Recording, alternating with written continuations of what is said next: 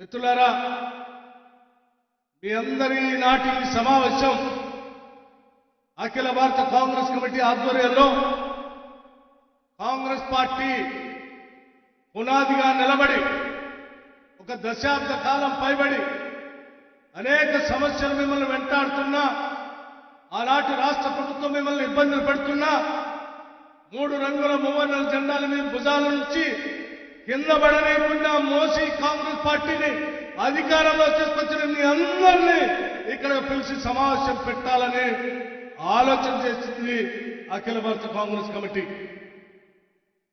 అందులో భాగంగానే ఈరోజు మీ అందరికీ ఇక్కడ సమావేశపరచు, మీ అందరి ఆలోచనలతో పాటు రేపు జరగబోయేటువంటి ఈ దేశంలో మనందరికీ తెలిసిందే, ఈ దేశంలో మత సామరస్యానికి ప్రతీకగా దేశాన్ని మతం పేరు మీద ఆర్థిక వ్యవస్థల పైన విడదీస్తూ విద్వేషాన్ని చెందుతున్నటువంటి భారతీయ జనతా పార్టీకి వ్యతిరేకంగా దేశవ్యాప్తంగా పాదయాత్ర చేస్తున్నటువంటి మన ప్రియతమ నాయకుడు రాహుల్ గాంధీ గారు వారి సందేశాన్ని, అలాగే అఖిల భారత కాంగ్రెస్ కమిటీ ఇచ్చినటువంటి పిలుపు మేరకు ఈ దేశంలో లౌకికవాదంతో ఇక్కడ పుట్టినటువంటి ప్రతి బిడ్డ ఈ దేశ బిడ్డే, ఈ దేశాన్ని పాలించగలిగినటువంటి అర్హత శక్తి కేవలం కాంగ్రెస్ పార్టీకి తప్ప మరే ఇతర పార్టీకి లేదని చెప్పేటువంటి సందేశాన్ని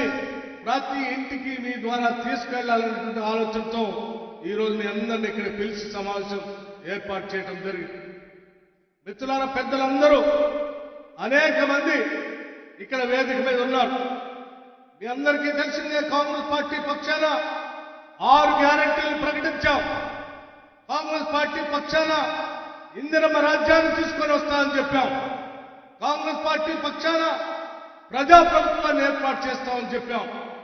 దాన్ని దృష్టిలో పెట్టుకుని ఈరోజు మీ అందరు ఇచ్చినటువంటి ఆశీస్సులతో గెలిపించినటువంటి కాంగ్రెస్ పార్టీ ప్రభుత్వం ముఖ్య దీక్షతో ఎటువంటి ఇబ్బందులు అనేక ఎదుర్కొన్నప్పటికి కూడా ప్రజలకు ఇచ్చినటువంటి వాగ్దానాలను నిలబెట్టుకోవటం కోసం 6 గ్యారెంటీల్లో ఇప్పటికే 2 గ్యారెంటీల్ని అమలు చేసినటువంటి విషయం కూడా మీ అందరికీ తెలిసిందే. రేపు రాబోయే రోజుల్లో కూడా మరికొన్ని గ్యారెంటీల్ని అమలు చేయడం కోసం రాష్ట్ర ప్రభుత్వం తరఫున అనేక కసరత్తులు చేస్తూ మీరందరూ తలెత్తుకుని నిలబడేటట్టుగా ఈ రాష్ట్ర ప్రభుత్వ పాలన ఇందిరమ్మ రాజ్య ప్రజాపాలన అందిస్తామని చెప్పి మీ అందరికీ మాటిస్తా ఉన్నాం. ఇటువంటి కార్యక్రమాలు తీసుకొని ప్రజల కోసం పనిచేస్తున్నటువంటి ప్రభుత్వం పైన ఈనాడు బీఆర్ఎస్ పార్టీకి సంబంధించిన నాయకత్వం అవాకులు చవాకులు పేలుతా ఉన్నాం. బట్టలు ఇప్పి కొడతామని చెప్తా ఉన్నారు. నేను ఒకటే మాట చెప్తా ఉన్నాను, ఈరోజు రాష్ట్రంలో ఉన్నటువంటి కాంగ్రెస్ కార్యకర్తలు ఒక్కసారి కన్నెర్ర చేసి చూస్తే ఈ రాష్ట్రంలో టీఆర్ఎస్ కానీ బీఆర్ఎస్ పార్టీ కానీ మిగలదని చెప్పడానికి ఎటువంటి సందేహం. మీరు బట్టలు ఇప్పి ఓడదీసి కొడతా అంటే చూస్తూ ఊరుకోవడానికి ఇక్కడ కాంగ్రెస్ పార్టీ కార్యకర్తలు కానీ నాయకులు కానీ ఎవరు చేతులు ముడుచుకొని కూర్చోలేదని కూడా చాలా స్పష్టంగా టీఆర్ఎస్ పార్టీ నాయకత్వానికి హెచ్చరిస్తా ఉన్నాం. ఇది ప్రజాస్వామ్య దేశం, ప్రజాస్వామ్య రాష్ట్రం, ప్రజాస్వామ్యయుతంగా ప్రతిపక్షాన్ని కూడా గౌరవించాలనేటువంటి ఆలోచనతో పాలన చేస్తూ ముందుకు పోతా ఉన్నాం.